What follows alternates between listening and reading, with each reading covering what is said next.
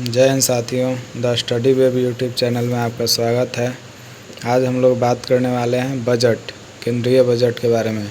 ये एजुटेरिया बुक से लाया गया है।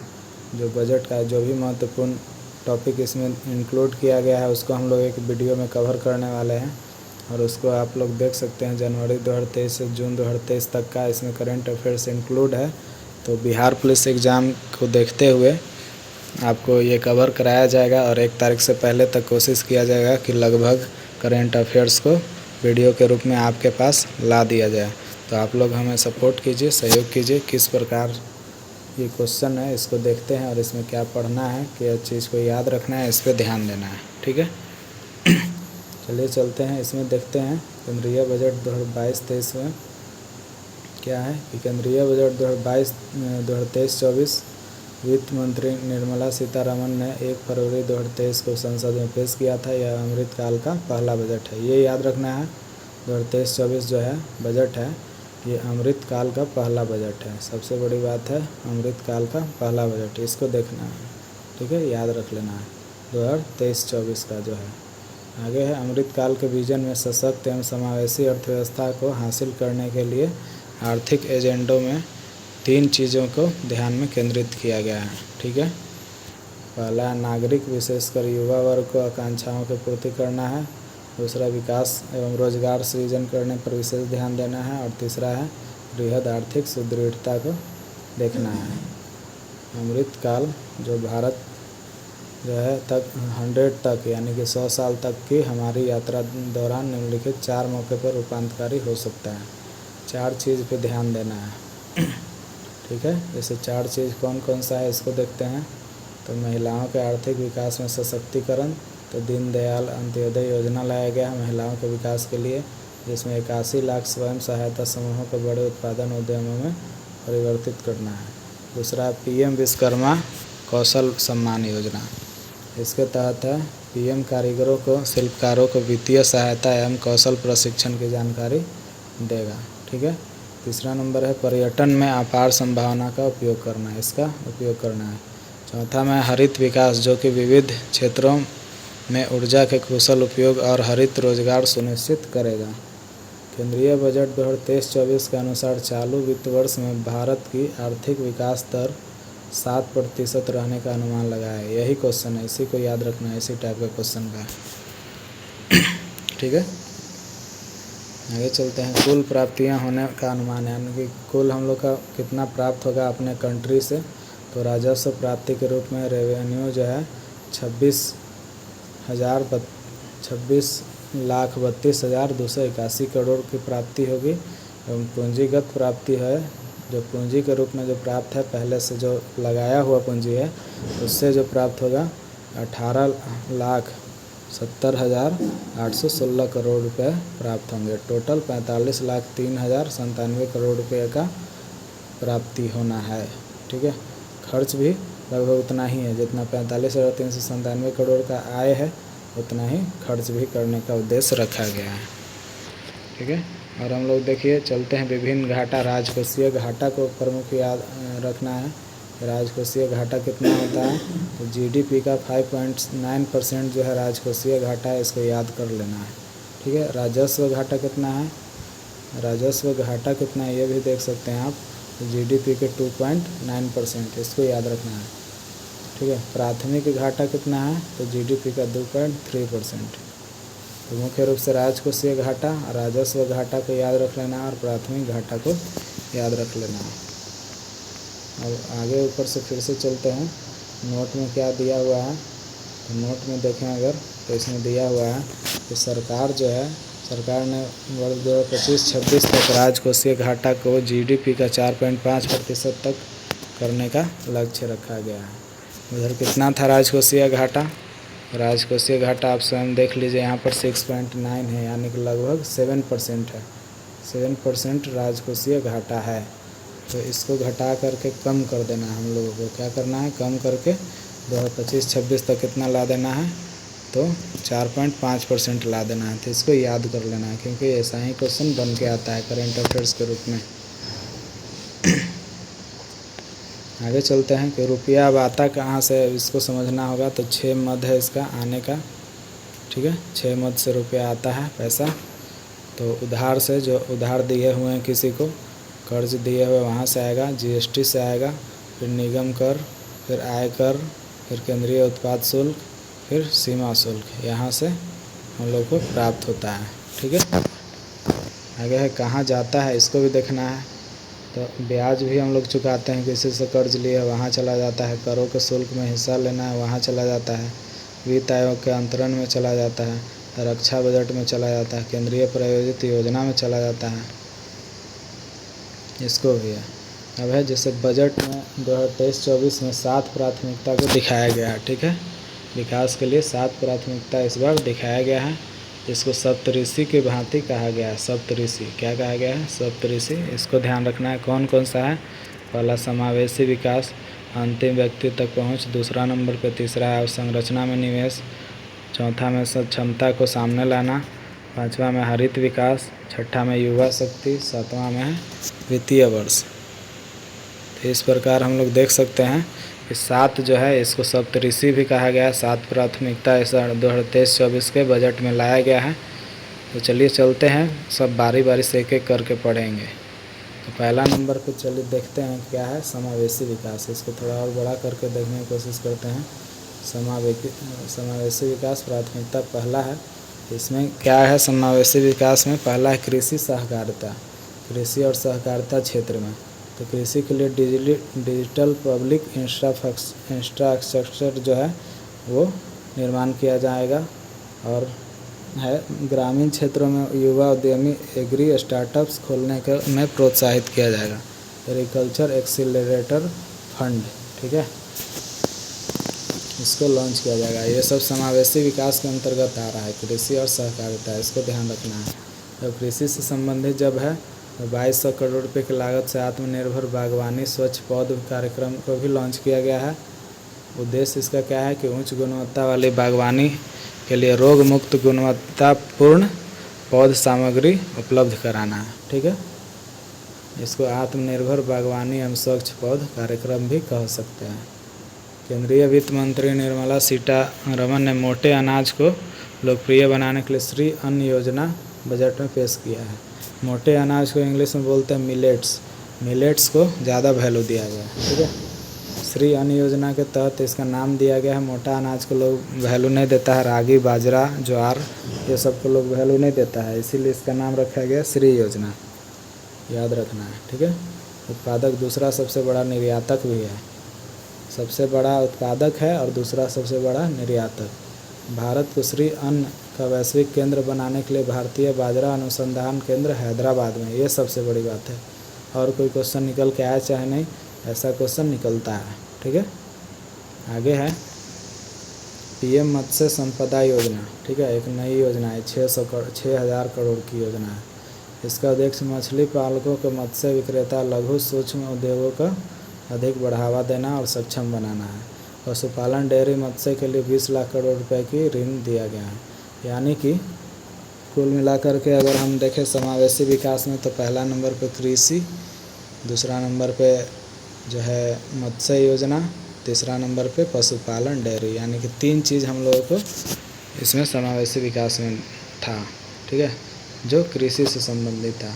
और समावेशी विकास में और क्या है, स्वास्थ्य एवं शिक्षा क्षेत्र से भी है। तो केंद्रीय बजट 2023-24 के अनुसार 157 नए नर्सिंग कॉलेज खोला जाएगा। ठीक है। और 47 तक स्किल सेल एनीमिया उन्मूलन का भी शुरुआत किया जाएगा। ठीक है। आगे बच्चों एवं किशोरों के लिए एक राष्ट्रीय डिजिटल पुस्तकालय का भी स्थापना होगा। फार्मास्यूटिकल्स अनुसंधान को बढ़ावा देने के लिए नए कार्यक्रम की शुरुआत किया जाएगा। ये प्राथमिकता 1 में था, समावेशी विकास के अंतर्गत ये था, स्वास्थ्य, शिक्षा और कौशल वर्धन और कृषि। ठीक है। दूसरा प्राथमिकता देख लेते हैं हम लोग। दूसरा प्राथमिकता क्या है, तो अंतिम व्यक्ति तक पहुंच बनाना, यानी कि भारत के अंतिम व्यक्ति जो गरीब से गरीब लोग हैं उसके तक पहुंच बनाना है। तो उसके लिए कौन सा कार्यक्रम लाया गया है, तो आकांक्षी जिला कार्यक्रम की सफलता को देखते हुए, इससे पहले आकांक्षी जिला कार्यक्रम लाया गया था, वो उसको देखा कि काफ़ी सफल हुआ, तो उसको देखते हुए सरकार द्वारा जो है आकांक्षी ब्लॉक कार्यक्रम शुरुआत किया गया। 500 ब्लॉकों को ठीक है, शामिल किया गया है उसमें। अब है विशेष रूप से संवेदनशील जनजातीय समूह PVTG, ठीक है, सामाजिक आर्थिक स्थितियों में सुधार लाने के लिए प्रधानमंत्री PVTG विकास मिशन शुरुआत किया गया है, याद रखना है। इसमें 740 एकलव्य मॉडल आवासीय स्कूल को खोला जाएगा, ठीक है, अगले 3 वर्षों में। कितना में? 3 वर्षों में 38,000 अध्यापक की बहाली होगी। इसमें है, अब आगे देखते हैं, कर्नाटक में सूखा प्रवण मध्य क्षेत्र में सूक्ष्म सिंचाई योजना भी लाया जाएगा, ठीक है। ऊपरी भद्रा योजना के तहत जो है ये व्यवस्था किया जाएगा, जल का व्यवस्था किया जाएगा, सिंचाई का व्यवस्था किया जाएगा।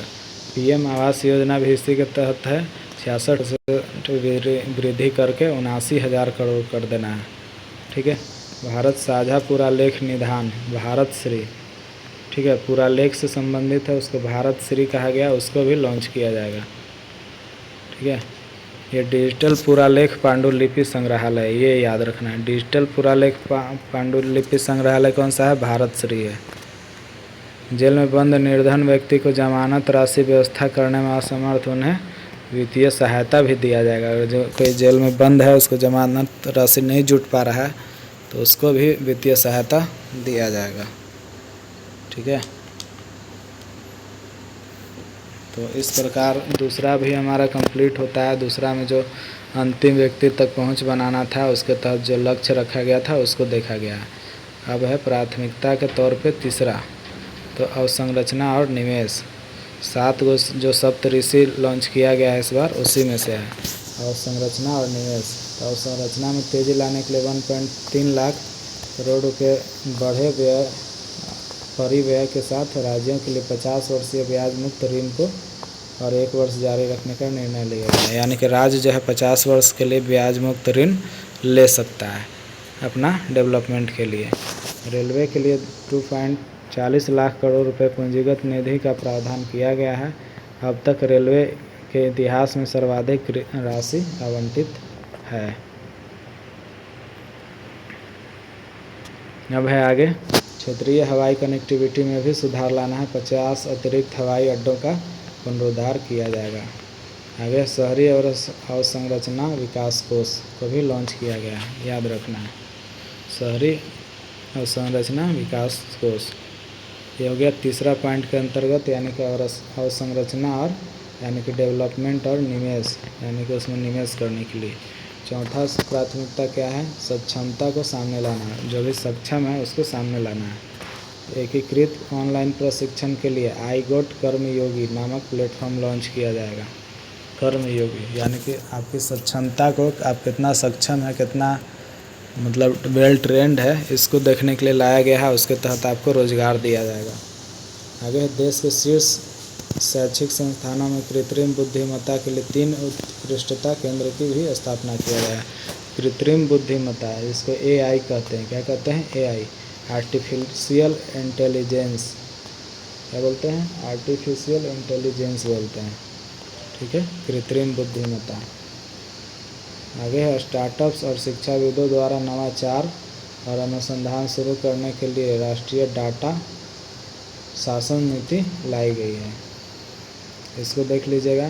आगे है न्याय के प्रशासन की दक्षता लाने के लिए 7,000 करोड़ रुपए के परिव्यय ई-न्यायालय परियोजना की चरण 3 का शुरुआत किया गया है, ठीक है। ई-न्यायालय की भी स्थापना किया गया है। आगे है संविदा जो है निष्पादन सरल बनाने के लिए विवाद विश्वास वन लाया गया है, ठीक है। विवादों से निपटारा के लिए विवाद वन, विवाद से विश्वास 2 लाया गया है। इस तरीके से आगे है 5G सेवाओं पर आधारित एप्लीकेशन विकसित करने के लिए 100 लैब्स स्थापित किया जाएगा। ऐसा भी योजना लाया गया है, ठीक है।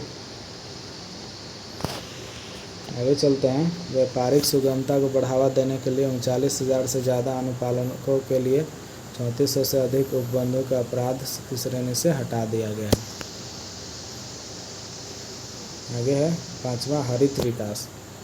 5वां क्या है? हरित विकास। तो पर्यावरण के प्रति सजग जीवन शैली के आंदोलन में तो गति देने के लिए लाइफ शुरू किया गया। क्या शुरू किया गया? लाइफ नाम का जो है व्यवस्था शुरू किया गया है, ठीक है, पर्यावरण के जीवन शैली को गति देने के लिए, जिसकी चर्चा बजट भाषण में हुआ था। आगे है 19,700 करोड़ रुपए की लागत से राष्ट्रीय हरित हाइड्रोजन मिशन, इसको याद रखना है, शुरुआत किया गया, जिसमें निम्न कार्बन सघनता वाली स्थिति में ले जाया जाएगा, ठीक है, निम्न कार्बन यानी कि कम कार्बन वाला सघनता स्थिति में ले जाना है। इस मिशन की मदद से जीवाश्म ईंधन की आयातों पर निर्भरता को कम करके 2030 तक, याद रखना है, कब तक, 2030 तक जो है SMMT वार्षिक उत्पादन का लक्ष्य रखा गया है। आगे है लद्दाख में 13 गीगावाट नवीकरणीय ऊर्जा का निष्पादन करना है। आगे है पर्यावरण संरक्षण अधिनियम के तहत हरित ऋण क्रेडिट कार्यक्रम को अधिसूचित करना। इसी में PM प्रणाम योजना, इसके तहत क्या है, इसको ध्यान में रखना है। इसके तहत रासायनिक उर्वरकों के संतुलित प्रयोग यानी कि ज़्यादा प्रयोग नहीं, इनके स्थान पर वैकल्पिक उर्वरकों का उपयोग को बढ़ावा देना। इसके विकल्प में जैसे गोबर से बना हुआ वही है, चक्रीय अर्थव्यवस्था को बढ़ावा देने के लिए गोवर्धन है, ठीक है। फिर 50 नए अवशिष्टों से आमदनी संयंत्र स्थापित करना। ऑर्गेनिक बायो एग्रो रिसोर्सेज, जिसको गोबर कहेंगे, ठीक है। अगले 3 वर्षों में 1 करोड़ किसानों को प्राकृतिक खेती के लिए प्रेरित करना है, ठीक है। मैंग्रोव पौधरोपण के लिए तटीय पर्यावासों और ठोस आमदनी के लिए भी मैंग्रोव पहल मिष्टी योजना की शुरुआत किया गया। मिष्टी जो है मैंग्रोव वन से संबंधित है, याद रखना है, मिष्टी योजना, ठीक है। आगे है, अगला है क्या है कि अगले 3 वर्षों में अमृत धरोहर योजना के माध्यम से आर्द्र भूमि और जैव विविधता को बढ़ावा दिया जाएगा। अमृत धरोहर योजना क्या चीज़ से संबंधित है, आर्द्र भूमि से। मिष्टी योजना जो है संबंधित है मैंग्रोव वन से, ठीक है। PM प्रणाम योजना के तहत क्या चीज़ से संबंधित है, उर्वरक से, रासायनिक उर्वरकों को कम करना है। लद्दाख में 13 गीगावाट का नवीकरणीय ऊर्जा को बढ़ावा देना है। इस प्रकार छठा देख सकते हैं, तो छठा क्या है कि प्राथमिकता यानी कि छठा है युवा शक्ति। तो युवा शक्ति के अंतर्गत देखें तो पहला है कि प्रधानमंत्री कौशल विकास योजना 4.0 चल रहा है अभी, ठीक है, उसको लॉन्च करना, जिसके तहत इस योजना में क्या क्या पढ़ाई होगा, जैसे कोडिंग, AI रोबोटिक्स, AI हो गया artificial intelligence, robotics, 3D printing इत्यादि जैसे नए युग के पाठ्यक्रमों को भी शामिल किया जाएगा। आगे युवाओं को अंतर्राष्ट्रीय अवसरों के लिए कौशल प्रदान करने हेतु अलग अलग राज्यों में 30 स्किल इंडिया इंटरनेशनल सेंटर स्थापित किए जाएंगे। आगे स्किल इंडिया डिजिटल प्लेटफॉर्म की शुरुआत कर कौशल वर्धन हेतु डिजिटल तंत्र को विस्तार प्रदान किया जाएगा। स्किल इंडिया डिजिटल प्लेटफॉर्म भी लॉन्च किया जाएगा। आगे अखिल भारतीय राष्ट्रीय प्रशिक्षुता प्रोत्साहन करना, ठीक है, प्रशिक्षु को ज़्यादा प्रोत्साहित करना है, ज़्यादा से ज़्यादा प्रशिक्षण देना है, ठीक है। इसी में पर्यटन को भी इसी के अंतर्गत रखा गया है, बढ़ावा देना है। तो पर्यटन में क्या है कि 50 पर्यटन स्थलों गंतव्यों को घरेलू और विदेशी पर्यटकों के लिए संपूर्ण पैकेज के रूप में विकसित किया जाएगा। संपूर्ण पैकेज 50 जगह का, यानी कि घुमाने के लिए पैकेज तैयार किया जाएगा सरकार द्वारा।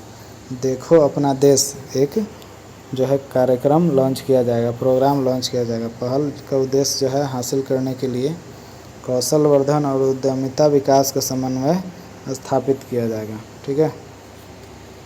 थीम है अगला आधारित पर्यटन सर्किटों का एकीकृत विकास के लिए स्वदेश दर्शन योजना का भी लॉन्च किया जाएगा, याद रखना है। वाइब्रेंट विलेज प्रोग्राम, एक है वाइब्रेंट विलेज प्रोग्राम, इसमें सीमावर्ती गांव को दिखाया गया, यही याद रखना है, सीमावर्ती गांव से संबंधित है वाइब्रेंट विलेज प्रोग्राम, ठीक है।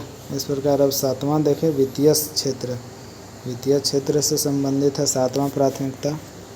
तो वित्तीय सहायक जो है वित्तीय सूचना रजिस्ट्री की स्थापना किया जाएगा, राष्ट्रीय वित्तीय सूचना रजिस्ट्री का, ठीक है। इसी में दिया गया है कि डिजिटल निरंतरता समाधान ढूंढने के लिए GIFT डाटा दूतावास की स्थापना किया जाएगा, याद रखना है। कंपनियों के त्वरित रिस्पांस के लिए केंद्रीय डाटा संसाधन केंद्र की भी स्थापना किया जाएगा। आगे है कि आज़ादी का अमृत महोत्सव स्मरण स्वरूप मार्च 2025 तक 2 वर्ष की अवधि के लिए नई लघु बचत योजना महिला सम्मान बचत पत्र उपलब्ध कराया जाएगा। ठीक है।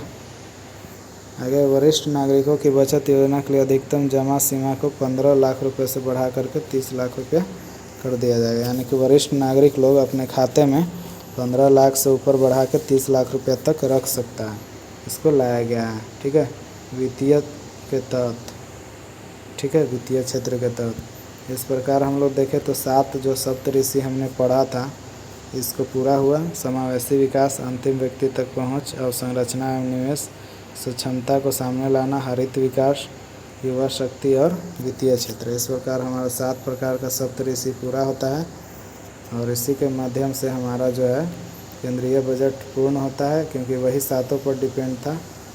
तो आप सभी को धन्यवाद। हमारे YouTube चैनल है द स्टडी वेब चैनल को सब्सक्राइब करें, लाइक करें एंड शेयर करें एंड बेल आइकन को दबा लें, क्योंकि बेल आइकन को जब तक नहीं दबाएंगे तब तक हमारा चैनल का जो भी नोटिफिकेशन है वो आप तक नहीं पहुंच पाएगा। तो आशा करते हैं कि आप लोग इस वीडियो को देखते होंगे।